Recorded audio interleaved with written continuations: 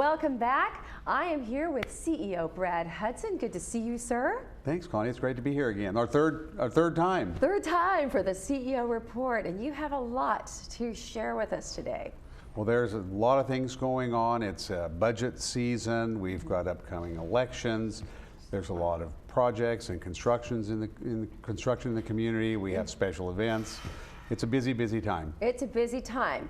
But with all of the information that you handle in these mutual meetings that you have, the board meetings, it's kind of good to take a look at the overview, at the long road, because there's so many details that get us to that point. Can you tell us about the overview that you see? Well, I think we've tended historically to take a short-term view on things here.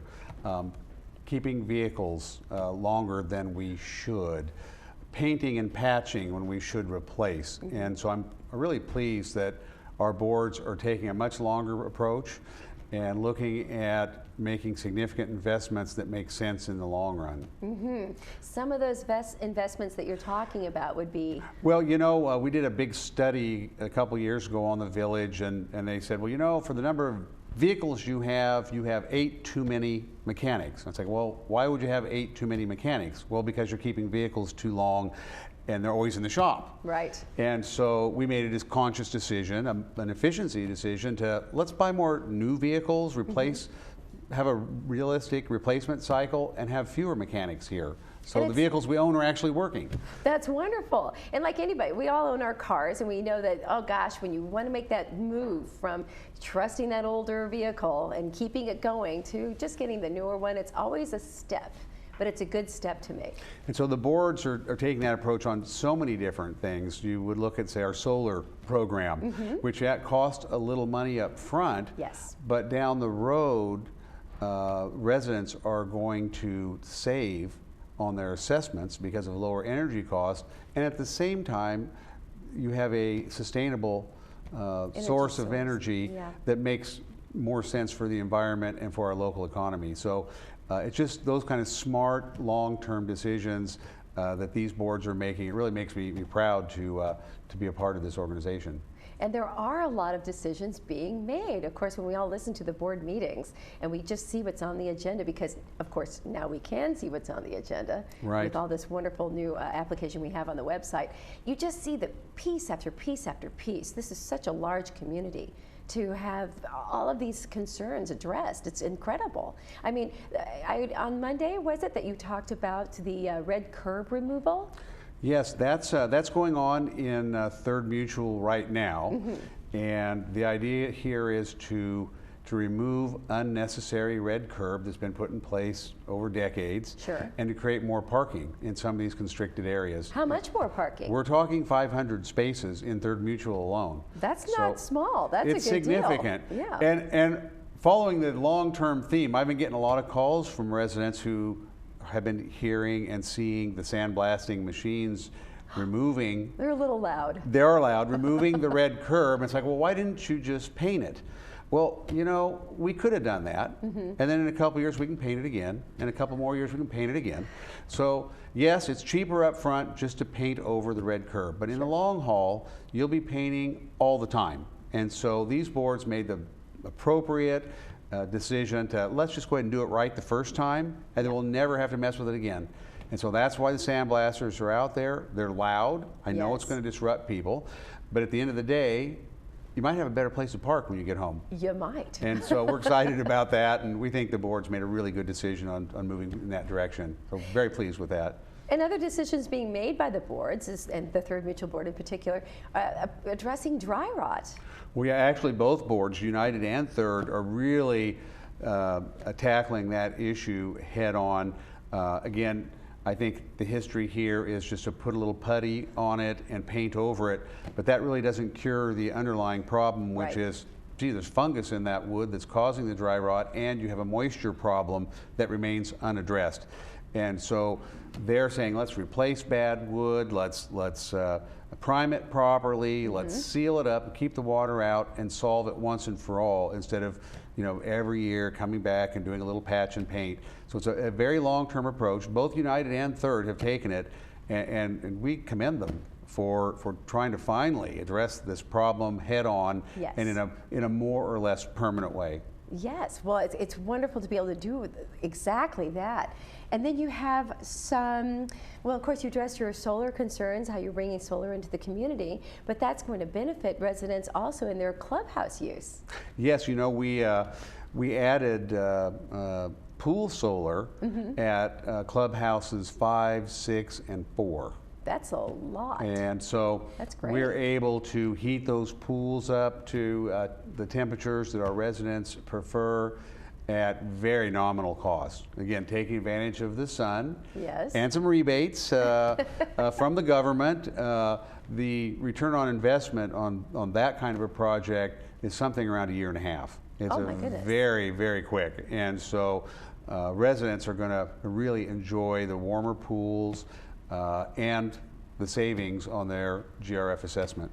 Well, and you usually hear when you install solar that it could be up to 15 years for that investment to actually be returned. Pool solar is very efficient and is probably, if you are thinking solar and you have a pool, it's absolutely the most efficient thing you can do. It really works well. Well, it's a good step in the right direction, definitely. And then, of course, you've improved customer service, especially by getting our guests in our gates with our Dwelling Live program and application. Well, Dwelling Live is working really well. It enhances security. It also provides a lot of data that we use for investigative purposes. We have tracked down a lot of ne'er-do-wells who've entered our community and had them arrested, had them removed from the community, yes, as a result of data and pictures that we've taken at the gates with the new Dwelling Live system. In addition, it's just much easier for residents to get their guests in now, either going online with the app or even calling in. Well, I did want to touch on, because there's been some confusion, historically we've mailed out these 5 annual passes for your recurring guests. Sure. And this year, we're not doing that anymore. That was a very expensive process. We brought temporary help in. If you can imagine, for 13,000 homes, mailing out 5 pieces of mail each and collecting all the data, getting all the address. They sent stamped envelopes into us. It was a horrible, horrible process. Yes, and expensive. What was the expense? $100,000. $100,000 saved by this wonderful app that we just saw on our screen. So, Can we see the app again? This is the Dwelling Live app. There it is right there, sir. Yes, so we are not doing that. And so please don't send us any stamped envelopes or any of that. Either go on the mobile app and sign, we can see right here, and sign your guests in, right? Your permanent guests, and when they come to the gate, we will give them the pass whenever they come, whether it be this week or next month. They're in the system, we'll give it to them. If you don't want to do that, then you can always call customer service. Yes. Or come into customer service, and they will just log them in. Again, they won't print the passes. When they come to the gate, they'll get their annual pass to use for the next year. So much more efficient, saving money and time. That's the kind of thing we're trying to do over and over and over again. And making a safer community as well. Yes, so Dwelling Live and the automatic gates are wonderful. I presented on, let's see, it was last Thursday, a proposal to do 9 more gates next year, and received very well by the GRF board.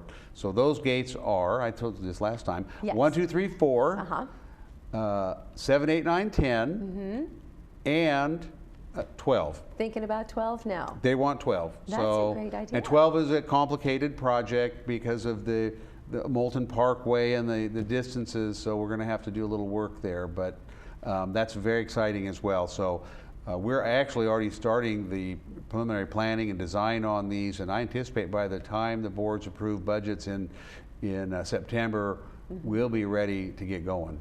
Well, even though Gate 12 is a little bit more complicated, in the long run and in the long view, it's going to help everybody. Absolutely. Yes. Absolutely. Well, and then we also have some special events coming up. 4th of July is just around the corner. So can you tell us a little bit about that event? Yeah, we're planning a big 4th of July event with bands and beer and fireworks and hot dogs and grilled chicken and all kinds of things.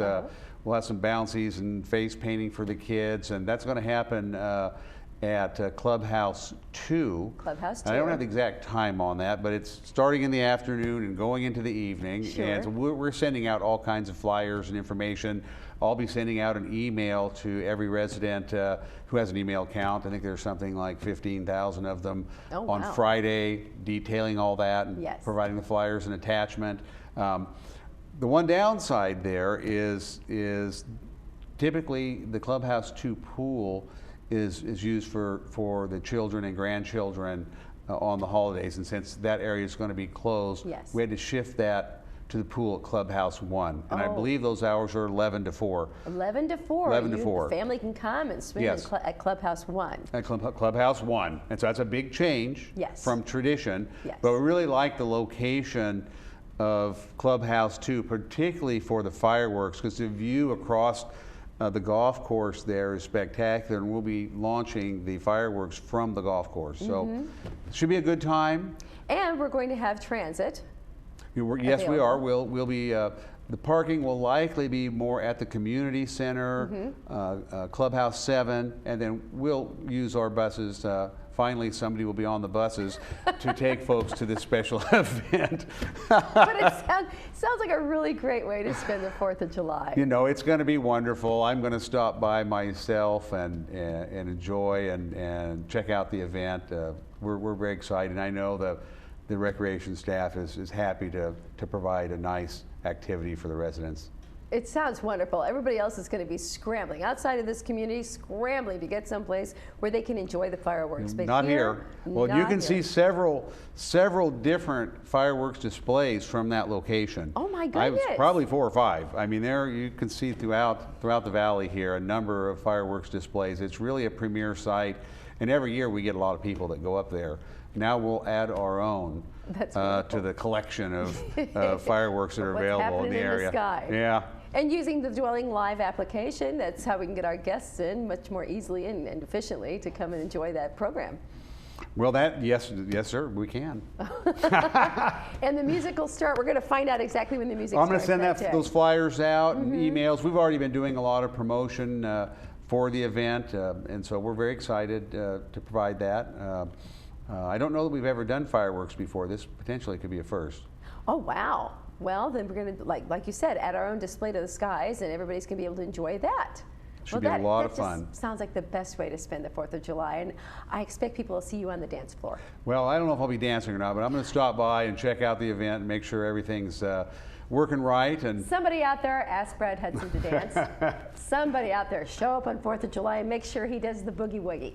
Anything. Well, I get around quite a bit. I go to a lot of events, you know, whether it be the California Club or Comedy Club or Rock and Rollers. You know, I get out and about and see what's going on, and I speak to a lot of clubs as well. So I get a lot of resident input, and for the most part, they're very pleased with some of the changes we're making and some of the efficiencies, improvements to facilities. As I said last week, we're really putting an emphasis on maintaining properly our manners, our clubhouses, our roads, really preserving them for the future. Yes. Well, it sounds like the long-term plans are in place today, and we have a great way to celebrate the start of all this on the 4th of July. We do. Thank you, sir, for coming in and speaking with us today about everything that's happening in the village. We hope to see you again next Thursday. Yes, I think I will be here, actually. Okay, good, for our CEO report. Thanks, Connie. You be here too. Come and see us on Thursday next week to see Brad Hudson, and stay with us after this message. We're going to hear from Supervisor Lisa Bartlett.